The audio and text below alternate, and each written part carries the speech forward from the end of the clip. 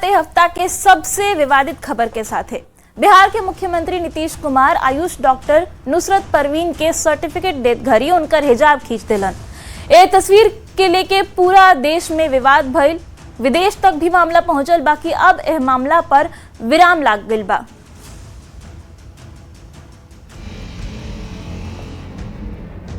इस video के viral भइला के बाद शुरू भइल हिजाब विवाद पर अब विराम लागे वाला बा। डॉक्टर नुसरत परवीन पटना के सदर अस्पताल में ड्यूटी ज्वाइन करे वाला बड़ी। वो पटना सदर में उसकी ज्वाइनिंग हुई है, मतलब पोस्टिंग हुई है। अच्छा। कल पटना सदर में ज्वाइनिंग करेगी। गवर्नमेंट तिब्बी कॉलेज जहां से नुसरत पढ़ाई कैले बाड़ी, ओइजा के प्राचार्य डॉक्टर महफूजुर रहमान डॉक्टर नुसरत परवीन के दोस्त से बातचीत के बाद साफ कर देले कि नुसरत ड्यूटी ज्वाइन करी है। नुसरत के बैचमेट बिल्किस परवीन भी कहली कि यह मुद्दा के बेवजह तूल देल जा रहल बा, मुख्यमंत्री के इरादा गलत ना रहे। मुझे लगता है कि उन्होंने इंटेंशनली वो नहीं किया होगा। मतलब उस वक्त लगा होगा कि वो फेस ओपन रहता तो ज्यादा अच्छा रहता, लेकिन उस वक्त वो फेस ओपन नहीं था तो उन्हें शायद वो फील अच्छा न लगा हो, इसलिए। ए मामला पर बिहार के राज्यपाल भी खुल के पहला बार बोलले। राज्यपाल आरिफ मोहम्मद खान कहले कि मुख्यमंत्री नीतीश कुमार नुसरत के पिता समान बड़न। मैं मुख्यमंत्री का डिफेंस नहीं कर रहा हूँ, पर वो आदमी अपनी बेटी समझता है सबको या क्या समझता है भाई, ऐसा नहीं करना चाहिए। मुझे बड़ा दुख हुआ ये विवाद कहना ही मुझे दुख देता है। हिजाब विवाद पर हफ्ता भर भइल सियासत के बाद अब खबर बा कि नुसरत परवीन ड्यूटी ज्वाइन करे वाला बाड़ी। उनका ड्यूटी ज्वाइन करते पूरा विवाद पर विराम लग जाई। Bureau report, news 18। तो हिजाब विवाद पर अब विराम लागे वाला बारू। विराम कैसे लागी बूझी। हिजाब विवाद पर सियासत लगातार तेज रहे। हफ्ता में वायरल वीडियो पर बवाल मचल रहे। विपक्ष लगातार सरकार के घेरत रहे करा के लेके। कहल जात रहे कि डॉक्टर नुसरत परवीन अपन ड्यूटी ज्वाइन ना करी है एह मामला के बाद। बाकी कॉलेज के प्रिंसिपल विवाद के बेवजह बतैले आरू सीएम के इरादा गलत ना रहे। कहले एकरा साथे ही नुसरत परवीन के जो दोस्त बाड़ी उहो कहली कि मुख्यमंत्री नीतीश कुमार के इरादा गलत ना रहे। एकरा साथ ही बिहार के राज्यपाल आरिफ मोहम्मद खान के भी बयान अब एकरा बारे में आगल बाटे सामने। वो कहले कि नीतीश कुमार डॉक्टर के पिता लेखा बाड़न आरू एकरा पर जौन विवाद हो रहल बा, पिता बेटी के रिश्ता में ऐसा जौन विवाद हो रहल बा, वो बहुते दुखद बा। आरू एकरे के लेके अब ई खबर आ रहल बा कि नुसरत परवीन ड्यूटी ज्वाइन करी और उनका ड्यूटी ज्वाइन करते पूरा मामला पर विराम लग जाये। बढ़ल जाओ अगला खबर के देने। अगला खबर बा राम के नाम पर भइल विवाद के लेके। टीएमसी विधायक मदन मित्रा कहले कि भगवान राम मुसलमान रहन। ममता के विधायक के बयान पर बवाल मच गइल बा। बीजेपी एकरा के हिंदू आस्था के अपमान बतैलस। विवाद बढ़ल तब मदन मित्रा वीडियो के एआई जनरेटेड आरू झूठ बता देले।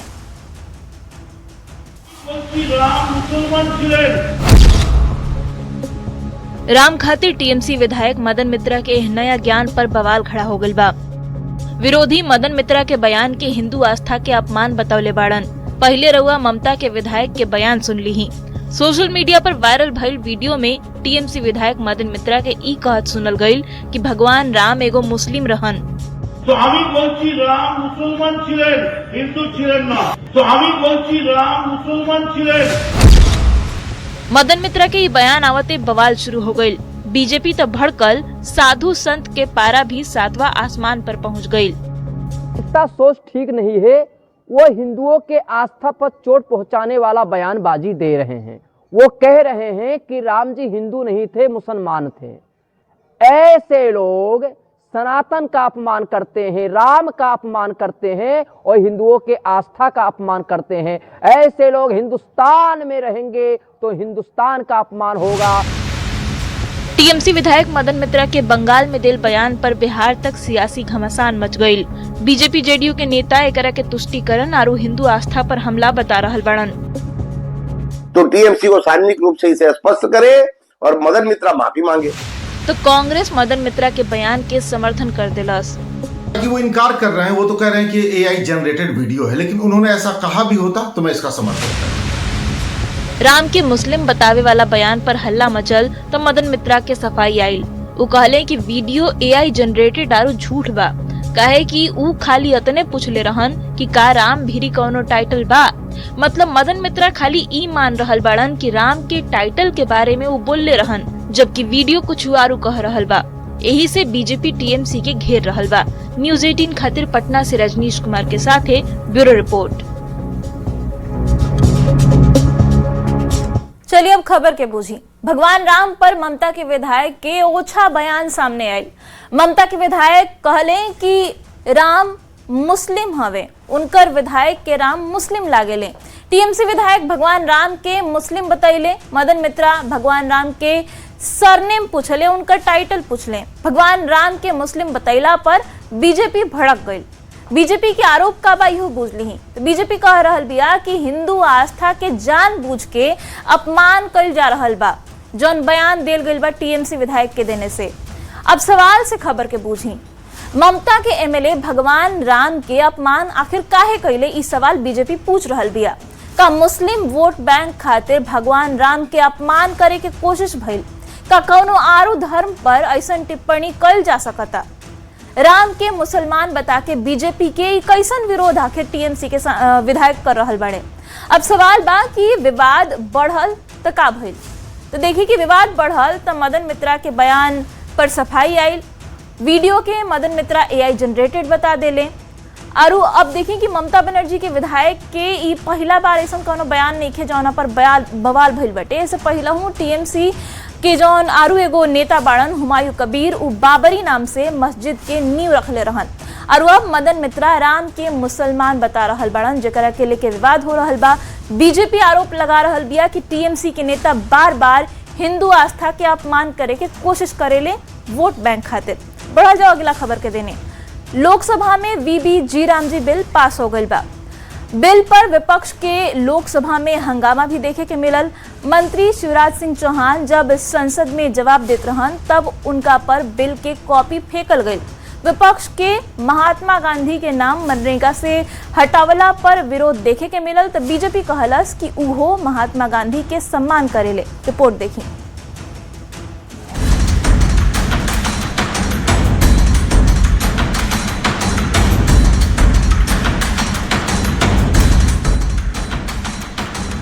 लोकसभा में वीबी जी रामजी बिल पास हो गई बा। विपक्ष के हंगामा के बीच वीबी जी रामजी बिल पास भइल। मैं प्रस्ताव करता हूं कि इस विधेयक को सभा द्वारा पारित किया जाए। प्रश्न ये कि विधेयक को पारित किया जाए। जो सदस्य के पक्ष में हाँ गए, जो सदस्य विरोध में ना गए, मेरे विचार में निर्णय हाँ वालों के पक्ष में प्रस्ताव स्वीकृत हुआ, विधेयक पारित हुआ। वीबी जी रामजी बिल पर विपक्ष के लोकसभा में हंगामा भी देखे के मिलल। लोकसभा में शिवराज सिंह चौहान के ऊपर बिल के कॉपी फेंकल गई। विपक्ष जी रामजी बिल के लेके सरकार पर आक्रामक रहे। विपक्षी नेता बिल के स्वरूप पर तो सवाल ना खड़ा कैले, बाकी नाम पर खूब बवाल भइल। मोदी सरकार का कोई मुकाबला नहीं। एक्रोनिम ढूंढ निकालते हैं, पहला एक्रोनिम और बाद में अधिनियम, पहले एक्रोनिम बाद में नीति। और आज हम मिसाल देख रहे हैं, पहले शांति और दूसरा जी राम जी। हालांकि वो एक्रोनिम मेरे नाम से जुड़ता है, उसका मैं विरोध करूंगा बाद में। मकसद एक ही है कि उस कानून को कत्ल कर दिया जाए, खत्म कर दिया जाए। कौन सी ऐसी भारत में रियासत है जिसके पास पैसे है, बताइए आप। मार्च के महीने में हर रियासत अपना बजट बनाएगी, कौन सी रियासत के पास पैसा है? तो ये मालूम हो रहा है कि सरकार गरीबों के खिलाफ है, गुर्बत का खात्मा नहीं करना चाहती। वीबी जी रामजी बिल पर लोकसभा में भारी हंगामा के बीच वो पास हो गई। विपक्ष नया बिल में महात्मा गांधी के नाम ना भइला के लेके विरोध जता रहल बा। हालांकि शिवराज सिंह चौहान महात्मा गांधी के आदर्श बतैले। Bureau report, news 18। तो लोकसभा में जी रामजी बिल पास हो गई बा। कानून बनला के बाद एहमे का होई, एकरा खातिर वीबी जी राम जी के पहले बूझे के पड़ी।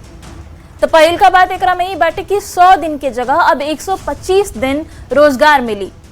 बाकी बुआई कटाई मतलब कि 60 दिन बुआई कटाई के जो समय होला वो घरी मजदूर उपलब्ध हुई है। बाकी बाचल 305 दिन में 125 दिन उनका लोग के काम देल जाई। मजदूर कृषि से जुड़ल काम के देने शिफ्ट हुई है। एकरा से केंद्र आरू राज्य सरकार के साझा जिम्मेदारी हुई मजदूर लोग के रोजगार देल।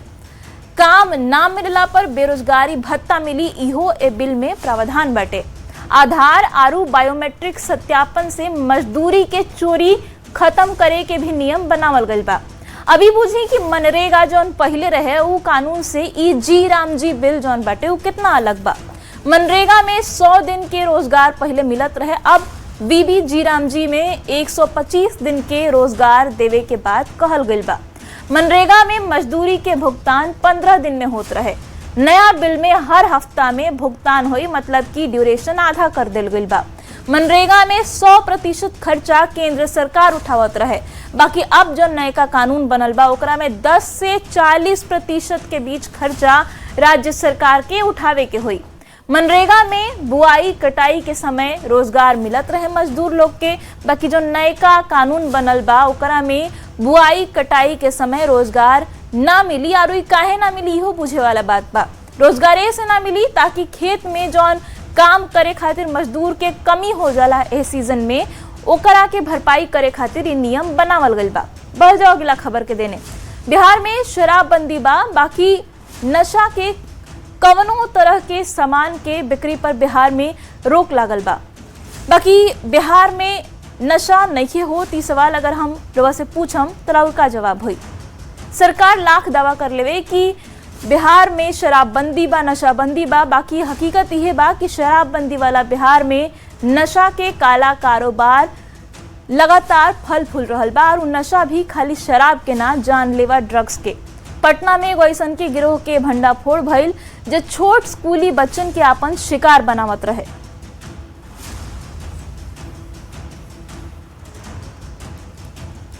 मेरी बेटी 9 क्लास में पढ़ती थी, उसको कुछ लड़कों ने नशीला सुई देके उसको बेहोश करके सेक्सुअल हैरेसमेंट का करना चाहा था। यही सारी घटना हुई है उसके साथ, जो कि नहीं होना चाहिए था आज की लड़कियों के साथ, और जो पटना में बहुत ज्यादा हो रहा है अभी। यही सारी बात है। तो ये कब ये हुआ सेक्सुअल हरासमेंट उनके साथ, कितनी बार हुआ और कब इसकी शुरुआत हुई, क्या बताया उसने? वो स्कूल जाने के क्रम में 2-4 बार ऐसा हुआ है, जो लड़की उसको नशे का सुई देके उसको आदी बना चुके हैं। अभी तो मैं उसका इलाज करवा रही हूँ। या एक इंजेक्शन आता है लेसीजिक करके, वो लोग स्टूडेंट वाले एरिया में जो नशा के माफिया लोग हैं, मासूम स्टूडेंट को ट्रैप करके हैंडलर बनाते थे और फिर उसी एरिया में उसको सेल भी करते थे, और वो इंजेक्शन बच्चे लोग लेते थे। ऐसा ये शिकार बन जा रहे थे। तो हम लोगों ने अपना एक टीम बना के जो भी गुप्त सूचनाएं एकत्रित करके अपने अनुमंडल क्षेत्र में अभियान चलाया, जिसके सफलता में लगातार 3 थाना आगमकुआं, मुसल्लापुर और आलमगंज में बड़ी मात्रा में नशीली इंजेक्शन बरामद की गई। चलिए अब खबर के बूझी। बिहार में 2016 से नशाबंदी बा, शराब के साथ ही सब मादक पदार्थ पर बैन बा बिहार में। बाकी शराबबंदी वाला बिहार में नशा के नया ट्रेंड शुरू हो गइल बा। अब सवाल बा कि बिहार में नशा के कौन नया खेल चल रहल बा।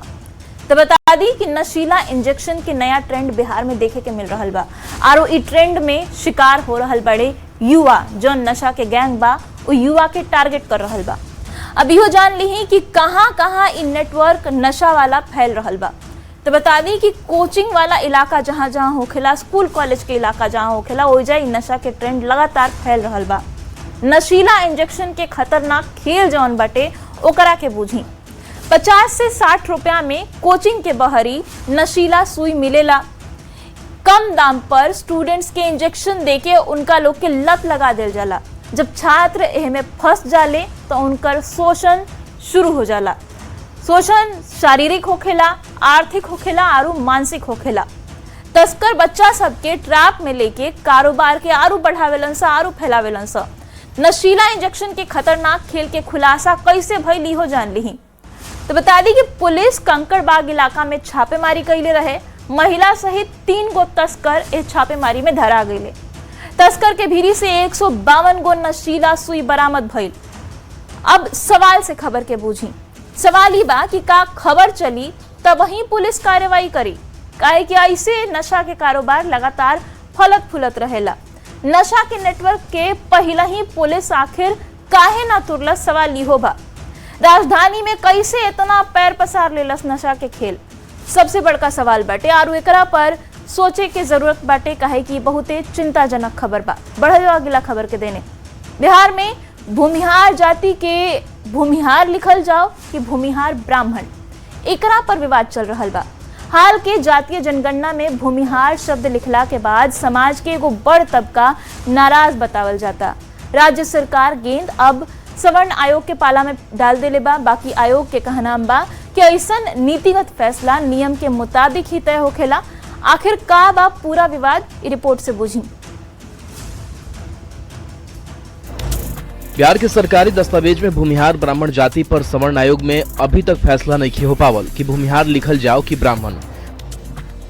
दरअसल सरकारी डॉक्यूमेंट्स में भूमिहार लिखला पर समाज के संगठन आपत्ति दर्ज करैले रहलन। सूत्र के हवाले से खबर मिलल है कि सामान्य प्रशासन विभाग पूछले रहे कि सरकारी दस्तावेज में भूमिहार ब्राह्मण लिखल जाओ कि ना। यही सवाल के बाद आयोग के कुछ सदस्य नाराजगी जतैले। हालांकि सवर्ण आयोग के चेयरमैन महाचंद्र प्रसाद सिंह ऐसन कोनो विवाद की खबर के खारिज कैले।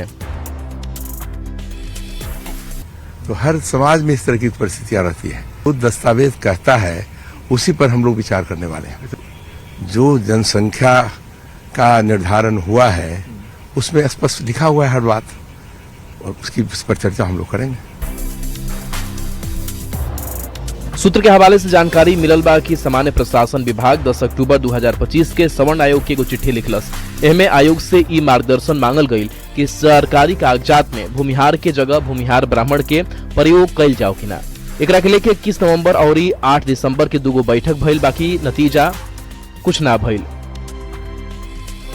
भूमिहार ब्राह्मण अलग लिखला पर जारी विवाद के बीच न्यूज 18 ने विषय पर किताब लिखे वाला संजीवनी कुमार से बात करके मामला के बूझे के कोशिश कैलस।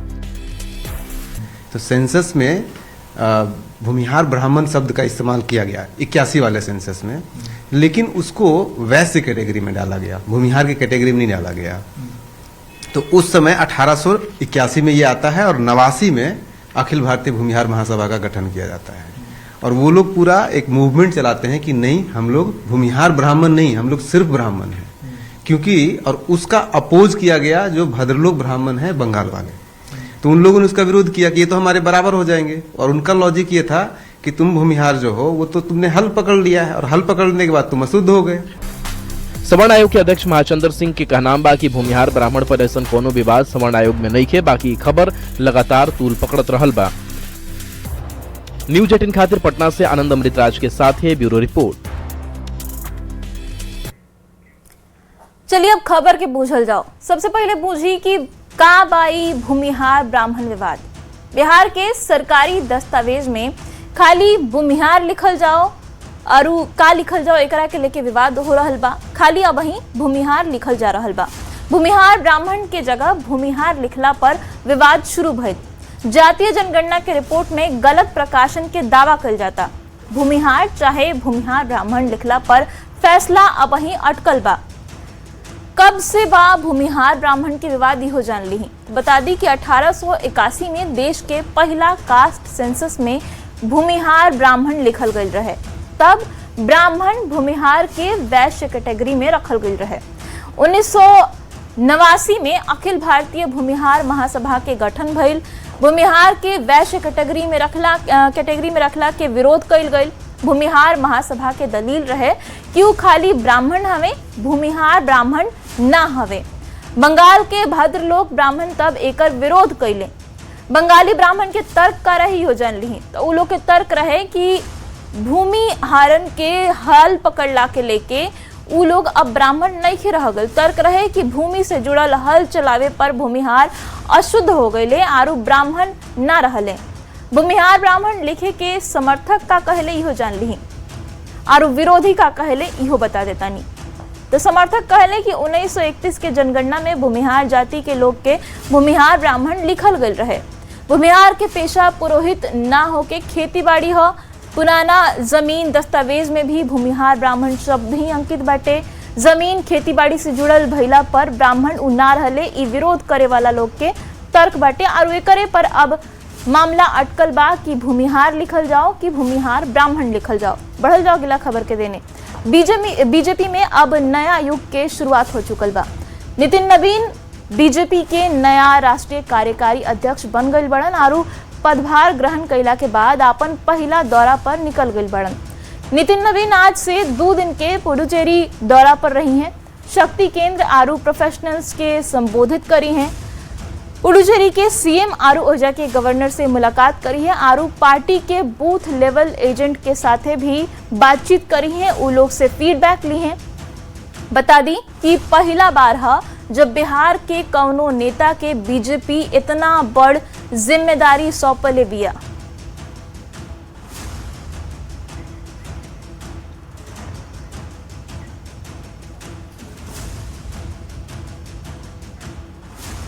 तो चलिए एक साथे खबर के बूझी में अवहीं खातियत में बाकी न्यूज़ 18 बिहार झारखंड पर खबर के सिलसिला लगातार जारी बा।